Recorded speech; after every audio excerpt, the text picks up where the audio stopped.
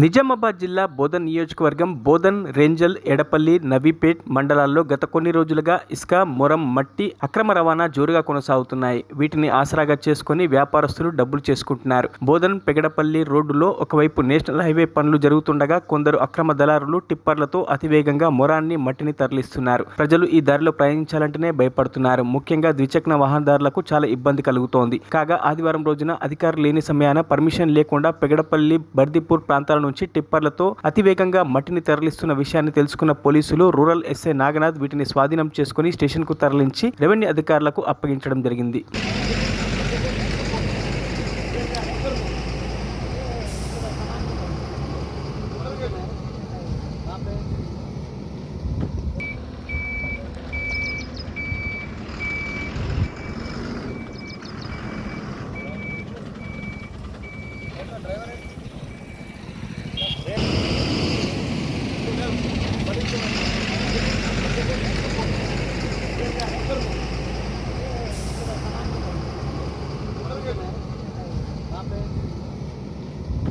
మరిన్ని అప్డేట్స్ కోసం మా ఛానల్ని సబ్స్క్రైబ్ చేయండి.